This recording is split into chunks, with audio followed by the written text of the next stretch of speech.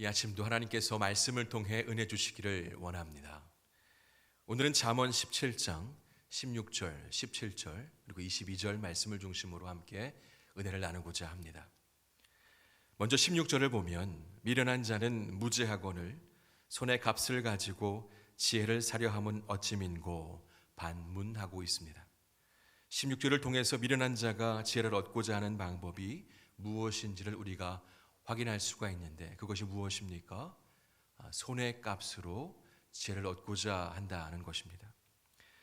이 손의 값이 의미하는 바에 대해서는 지혜를 얻기 위해서 지불하는 일종의 수업료로 보기도 하고, 또 세상적인 열정과 방법으로 보기도 하는데, 이 두 가지 견해는 모두 공통점을 갖습니다. 바로 인간적인 방법이라는 겁니다.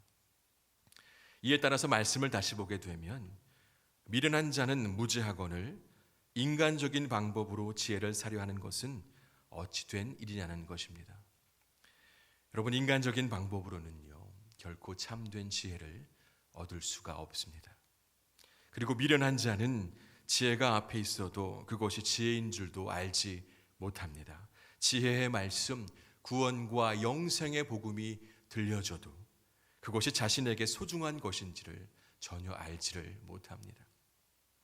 마태복음 7장에서 예수님은 거룩한 것을 개에게 주지 말며 너희 진주를 돼지 앞에 던지지 말라. 그들이 그것을 발로 밟고 돌이켜 너희를 찢어 상하게 할까 염려하라 말씀하시기까지 하셨습니다. 여러분, 미련한 자가 인간적인 방법으로 지혜를 얻고자 애를 쓴다 해도 그들이 지혜를 얻을 수 없는 결정적인 이유가 있는데요. 근본적으로 지혜란 사람의 손으로 살 수 없는, 그리고 얻을 수 없는 것이기 때문입니다. 참 지혜는 땅에 속한 것이 아니라 하늘에 속한 것이고, 지혜는 오직 하나님이 주시는 선물, 오직 하나님께서 허락해 주셔야만 얻을 수 있는 것이기 때문입니다. 결과적으로 미련한 자에게는 지혜의 선물이 주어지지 않습니다.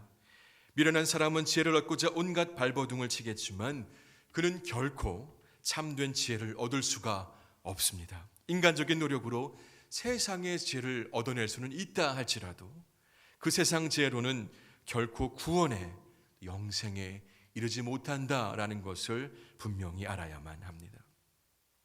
이 아침 구원에 이르게 하는 참된 지혜는 하나님을 경외하는 자들에게만 허락된다는 것을 다시 한번 분명히 되새길 수 있기를 바랍니다. 그리고 하나님을 경외하는 자들은 철저히 내 중심적인 삶을 뿌리치고 하나님 중심적인 삶을 살고자 애씁니다. 하나님께서 원하시는 바를 이 땅 가운데서 어떻게든 실현해내고자 몸부림칩니다. 바라기는 오늘 우리에게 주어진 하루가 하나님을 경외하는 삶이 될 수 있기를 간절히 소원합니다. 이어서 17절에서는 친구는 사랑이 끊어지지 아니하고 형제는 위급한 때를 위하여 낳느니라고 말씀합니다. 여기서 친구와 형제는 동일한 대상을 지칭한다라고 볼 수가 있는데요. 한마디로 참된 친구는 어떠한 상황에서도 사랑을 저버리지 않는다는 것입니다. 만약 상황과 형편에 따라서 친구의 태도가 달라진다면 그것은 진정한 친구라고 보기가 어려울 것입니다. 그런데 우리가 생각해 볼 것은요, 이렇게 한결같은 모습으로 나를 바라봐주는 친구를 얻기가 쉬운가요? 사랑을 끊임없이 주는 친구를 얻는다는 것은 너무나도 어려운 일입니다. 이 땅을 살아가면서 정말 진정한 친구 한 명을 얻을 수만 있어도 그것은 정말 행복한 일입니다. 우리는 성경 안에서 진정한 친구의 예를 살펴볼 수가 있는데요. 바로 다윗의 친구 요나단이 그와 같은 친구였습니다. 요나단은 다윗을 보는 순간 그에게 매료가 되었고 다윗을 친구로 삼았습니다. 여러분, 요나단은 어떤 사람입니까? 사울 왕의 아들이었고 이스라엘 한 나라의 왕자였습니다. 그에 반해 다윗은 목동 출신의 아주 초라한 평민이었습니다. 그러나 요나단은 신분을 초월하여 다윗의 친구가 되어 주었습니다. 그리고 다윗과 친실한 우정을 나누었습니다. 요나단은 다윗이 자신의 왕위 계승에 위협이 될 수도 있는 존재였음에도 불구하고 다윗을 경계하거나 밀어내지 않았습니다. 도리어 자신의 아버지인 사울 왕이 다윗을 죽이려고 할 때 자신의 목숨을 걸고 다윗을 보호해 주기까지 하였습니다. 이처럼 다윗은 정말로 진실된 친구를 얻음으로써 그의 인생이 더 행복할 수가 있었습니다. 여러분, 그런데요, 이 다윗 이상으로 행복한 사람들이 있습니다. 바로 우리들입니다. 저와 여러분입니다. 왜냐하면 우리들은 요나단 이상으로 우리를 사랑해 주는, 그것도 영원토록 사랑해 주는 친구가 있기 때문입니다. 그 친구는 바로 예수 그리스도이십니다. 예수님은 어떤 분이십니까? 지극히 크고 높으신 분이십니다. 하나님의 아들이십니다. 그에 반해서 우리는 어떤 자입니까? 아주 비천한 피조물이고 죄로 가득한 죄인에 불과한 존재입니다. 그런데 예수 그리스도께서는 신분을 초월하여 우리에게 다가와 주셨습니다. 낮고 낮은 이 땅에 친히 오시면서까지 우리를 불러주시고 친구로 삼아 주셨습니다.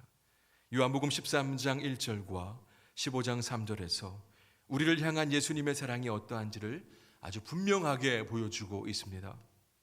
세상에 있는 자기 사람들을 사랑하시되 끝까지 사랑하시니라 말씀하십니다. 또 사람이 친구를 위하여 자기 목숨을 버리면 이보다 더 큰 사랑이 없다고 그렇게 말씀하셨습니다. 우리를 친구로 삼으신 예수님은요, 자신의 목숨을 내어주시면서까지 우리를 사랑하셨습니다. 우리를 죄에서부터 건져내 주셨고 우리를 죽음으로부터, 영원한 죽음으로부터 건져내어 주셨습니다. 여러분, 이 아침 내 삶에 진정한 친구, 사랑을 끊임없이 주는 진정한 친구가 있다는 것을 분명하게 기억하실 수 있기를 바랍니다. 코로나가 장기화되면서 친구와 만나지 못해 답답하고 더 나아가 우울감에 빠지는 분들이 혹 계십니까? 바라기는 지금 이 시기를 가장 좋은 친구가 되시는 우리 주님과 더욱 긴밀해지는 기회로 삼으시는 지혜로운 신앙인들 다 되시기를 간절히 원합니다. 우리 주님은 누군가를 속이거나 실망하게 하는 분이 아니십니다. 결코 변심하는 분이 아니십니다. 주님은 언제 어떤 상황에서도 우리와 함께 하시며 우리를 도우시고 위로하시는 분이심을 기억하시기를 바랍니다. 친구 되신 우리 주님께 날마다 나아가실 수 있는 저와 여러분 다 되기를 간절히 원합니다. 마지막으로 22절을 보게 되면 마음의 즐거움은 양약이라도 심령의 근심은 뼈를 마르게 하느니라 말씀합니다. 이 말씀은 마음의 상태와 신체의 건강이 밀접한 관계를 맺고 있다는 사실을 우리에게 알려주고 있습니다. 마음이 즐거우면 신체도 건강한 반면에 마음에 근심이 있으면 육체의 건강도 상하게 된다는 것입니다. 여러분, 이 말씀은 너무나도 분명한 사실입니다. 왜냐하면 몸과 마음은 서로 밀접하게 연관된 유기체이기 때문입니다. 예를 들어서요, 요즘과 같은 환절기에 감기가 들어서 기침이 나고 또 코가 꽉 막혀 있어도 기분이 침울해지는 것을 우리가 보게 됩니다. 몸의 상태에 따라서 마음과 정신이 영향을 받는다라는 것을 우리가 볼 수 있게 됩니다. 그 반대의 경우도 동일하게 적용이 되는 것이죠. 마음이 즐겁지 않으면 육체도 건강할 수가 없는 것입니다.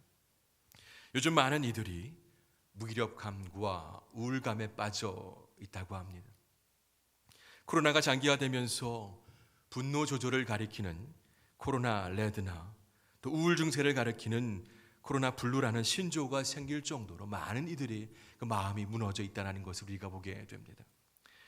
여러분, 늘 화가 가득한 채로 하루하루를 살아간다면, 늘 우울한 상태로 하루하루를 살아간다면 그 사람의 몸 상태가 건강할 수 있겠습니까? 결코 건강할 수가 없을 것입니다. 면역력도 떨어질 수밖에 없고 여러 질병에 걸릴 위험도 그만큼 커질 것입니다. 건강한 육체를 가지고 건강한 삶을 살고자 한다면 늘 마음이 즐거울 수 있어야 합니다. 무작정 여러분 육체를 편하게 쉬게 한다면 회복이 될 수 있을 것이라고 생각들을 하지만 여러분 한번 잘 생각해 보십시오.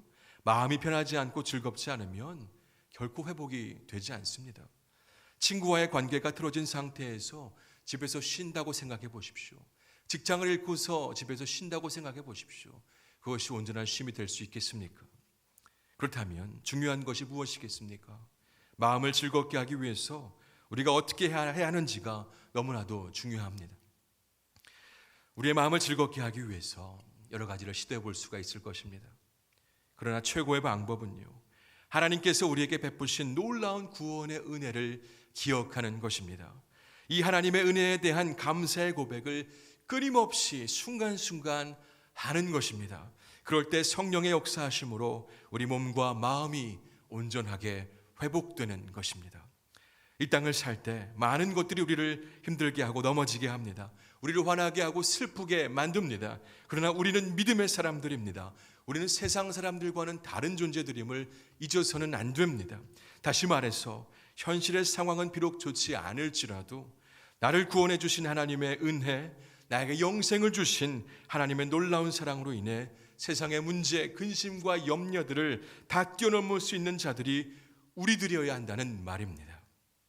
우리의 삶의 순간순간마다 하나님의 은혜를 기억하고 또 감사하는 것이 너무나도 중요합니다. 바로 이런 삶이 우리의 마음을 즐겁게 하고 또 우리의 몸을 건강하게 할 수 있기 때문입니다. 바라기는 항상 기뻐하라, 또 항상 쉬지 말고 기도하라, 항상 범사에 감사하라 하신 그 말씀대로 여러분의 마음을 늘 기쁨으로 채우시기를 바랍니다. 쉬지 말고 기도하고 감사하시기를 바랍니다. 늘 하나님의 구원을 기억하고 감사함으로 몸과 마음이 늘 강건한 삶을 이루어가는 저와 여러분 되시기를 이 아침 간절히 소망합니다. 기도하겠습니다. 하나님, 오늘도 말씀 주시니 감사합니다. 참된 지혜는 하나님을 경외하는 자에게만 선물로 주어짐을 깨닫습니다. 바라기는 손의 값으로 지혜를 얻고자 하는 미련한 자들의 길로 접어들지 않게 하시고 우리의 신앙의 여정 가운데 항상 주님을 경외하는 믿음의 사람들로 굳게 서게 하여 주옵소서. 하나님, 우리를 친구로 불러주시고 우리의 영원한 친구, 변함없는 친구가 되어주심을 감사합니다. 낮고 낮은 이 땅에 오셔서 목숨을 주시면서까지 우리를 사랑하신 크신 하나님의 사랑을 기억하며 우리 역시 친구 되신 주님을 마음 다해 사랑하는 자들 다 되게 하여 주옵소서. 하나님, 어려운 시절을 보내고 있습니다. 많은 이들이 현실의 문제로 마음이 무너져 있습니다. 하지만 심령의 근심은 우리의 뼈를 상하게 한다는 말씀을 우리가 기억하며 우리 모두가 구원의 은혜로 인한 감사로 이 모든 문제들을 극복해 하시고 우리들을 넘치는 감사와 찬양의 삶으로 이끄셔서 몸과 마음이 강건한 삶을 이룰 수 있도록 주여 도와주시옵소서. 오늘 하루의 삶을 주님께 온전히 의탁드리오며 예수님의 이름으로 기도드립니다. 아멘.